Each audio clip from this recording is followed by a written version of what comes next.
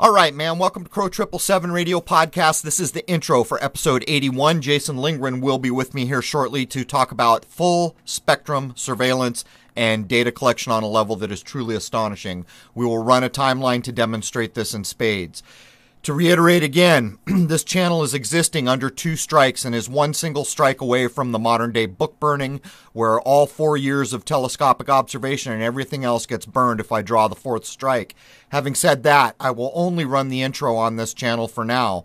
I will put a link down below this video to crow777radio.com, where you do not need to log in. You can just listen to the first free hour. If you'd like to become a member, that's cool. If you just want the first free hour, that's cool too. Jason will probably run the first hour on Secrets of Saturn as long as we are able. Anyhow, the censorship is full spectrum. Apparently, articles and blogs and all kinds of things I have written are getting the dangerous site when you click on the link moniker, and this is happening all over on other sites that ran articles I wrote for them. It's really quite astonishing, unbelievable. The first part is malware and phishing warning, and the last part is, I don't know, dangerous or unacceptable, or I don't even know what the language is at this point. It's all nonsense. It's just free speech. That's all it is.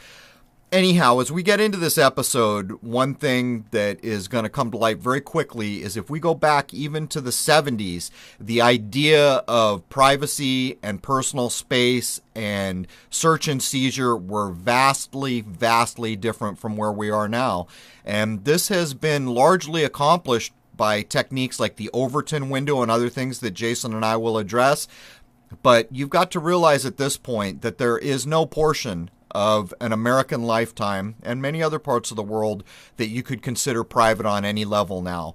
Jason and I will begin to break these things down, from your home computer to your cell phone to any number of things we're going to point to. All this data is collected now.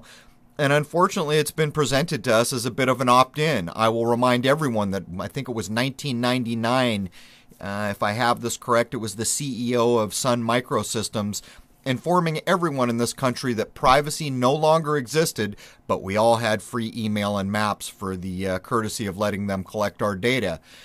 These are key times we live in, and it's going to dictate whether we ever get back to the natural world, which appears to be a perfect system from our point of view, or whether we go into digital night.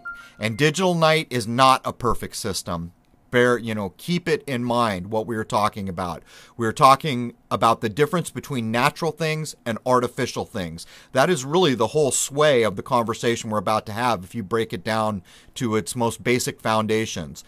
There is a natural world which we wholly resided in at one time, which technology and other systems that are artificial have slowly separated us away from. From our point of view, the natural system is perfect. The artificial system, which is mostly digital now, that's coming to bear is not a perfect system. Human beings do not make perfect systems, but that is where we're headed. And it almost seems, you could almost make the assumption that what we're watching is an artificial system trying to replace our natural world. So, we've got to think, do we really want a digital night? Because that's the way I view it. Anyhow, let's jump in with Jason Lindgren for episode 81. Cheers.